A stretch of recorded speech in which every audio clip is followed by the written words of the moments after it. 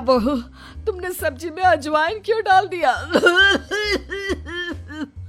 तुम जानती हो ना, मुझे इससे एलर्जी होती है। माफ कर दीजिए मम्मी जी, मुझे तो पता ही नहीं था। निधि, जल्दी से जाकर मम्मी के लिए पानी लेकर आओ। अरे नहीं नहीं जीजू, आंटी जी की एलर्जी पानी से नहीं बल्कि शहद से दूर हो जाएगी। 1 मिनट रुकिए। अंजलि दौड़ कर जाती है और शहद लेकर आती है। लेकिन तुम्हें इसके बारे में कैसे पता? बस ऐसे ही। आंटी जी ये लीजिए, जल्दी से 1 चम्मच शहद खा लीजिए। अब देखिए थोड़ी देर में आप ठीक हो जाएंगी।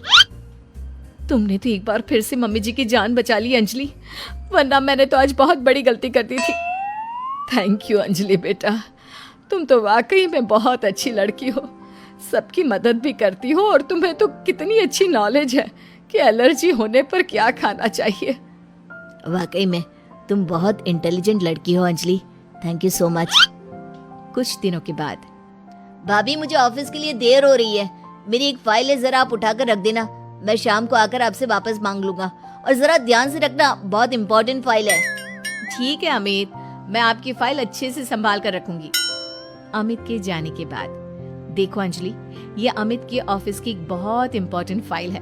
मैं जानबूझकर इसे कहीं पर छिपा दूंगी और तुम्हें बता दूंगी कि ये फाइल कहाँ रखी है।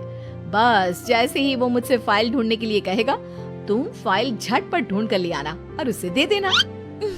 वाह दीदी, मुझे इस घर की बहू बनाने के लिए आप कितनी मेहनत कर रही हैं। शाम के वक्त, भाभी मैंने आपको एक फाइल संभाल कर रखने को दी थी, प्लीज जरा वापस दे दीजिए ना। मुझे एक प्रेजेंटेशन बनाना है। निधि उस फाइल को ढूंढने का नाटक करती है। क्या करूं देवर जी, आपकी फाइल मिल नहीं रही मुझे। अरे भाभी ये आप क्या कह रही हैं? अगर वो फाइल नहीं मिली तो मेरा प्रमोशन नहीं होगा। बहुत इंपॉर्टेंट फाइल है। अमित, ये रही तुम्हारी फाइल। दीदी ने ऐसे ही बैठक में छोड़ दी थी और वो काम करने वाली आती है ना, वो इसे उठाकर डस्टबिन में डालने वाली थी। लेकिन सुबह मैंने तुम्हारी बात सुन ली थी तो संभाल कर रख दिया। अंजलि, मैं कैसे तुम्हारा शुक्रिया अदा करूं? तुम जानती नहीं तुमने मेरे लिए आज क्या किया है। अगर ये फाइल खो जाती ना तो मेरा बहुत बड़ा नुकसान हो जाता। देवर जी, मैं तो आपसे पहले से कह रही थी, मेरी बहन अंजलि बहुत अच्छी है। वाकई में बहुत समझदार और इंटेलिजेंट लड़की हो तुम। हमारे फैमिली के लिए कितना कुछ कर रही हो। पहले मम्मी को बचा लिया और आज मेरी फाइल। अगले दिन, मुझे लगता है कि अमित भी अंजलि को धीरे धीरे पसंद करने लगा है। तुमने फिर से वही कहानी कहना शुरू कर दिया। मैंने कहा ना, अंजलि की शादी अमित से हम नहीं करवाना चाहते। देखो बेटा, तुम्हारी बहन बहुत अच्छी है, लेकिन फिर भी मैं अमित के लिए किसी दूसरे घर की लड़की लाना चाहती हूँ। एक ही घर की 2 लड़कियां मुझे अपनी बहू बनाकर नहीं लानी। मम्मी जी, मेरी बहन ने आपके लिए इतना कुछ किया और फिर भी आप उसके साथ ऐसा कर रही हैं। तुम गलत समझ रही हो निधि। ये बात तो हम लोगों ने तुम्हें पहले ही कह दी थी। तुम्हारी कोशिशें बेकार है। ऐसा कुछ नहीं होने वाला निधि।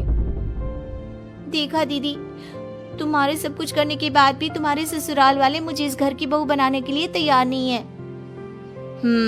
लगता है अब एक आखिरी खेल खेलना पड़ेगा और देखना, उसके बाद सब ठीक हो जाएगा। मजबूरी में मेरी सास को अमित के साथ तुम्हारी शादी करवानी पड़ेगी। लेकिन दीदी, अब आप क्या करने वाली हैं? कल रात को जब अमित ऑफिस से देर से लौटेगा तो उसके खाने में बेहोशी की दवा डाल दूंगी। तुम चुपचाप उसके कमरे में उसके बेड पर जाकर लेट जाना। कुछ करने की जरूरत नहीं है, बाकी का सारा काम मैं संभालूंगी। निधि और अंजलि मिलकर अमित को फंसाने का प्लान बनाते हैं। दोनों अमित के खाने में बेहोशी की दवाई डाल देते हैं। भाभी, बड़े जोरों की भूख लगी है। दीदी तो सो गई है, आपके लिए खाना मैं लगा देती हूँ। हाँ हाँ बिल्कुल। वैसे रात काफी हो गई है, तुम सोई क्यों नहीं? मैं तुम्हारा इंतजार कर रही थी। सोचा तुम ऑफिस से लौट कर आओगी, खाना कौन देगा, बस इसीलिए। तुम कितनी अच्छी हो अंजलि, सबका कितना ख्याल रखती हो। थोड़ी देर के बाद खाना खाकर अमित गहरी नींद में सो जाता है और अपने प्लान के हिसाब से अंजलि उसके पास जाकर लेट जाती है। अगली सुबह, मम्मी जी ये देखिए, अमित मेरी बहन अंजलि से कितना प्यार करता है और कल रात को तो उन दोनों के बीच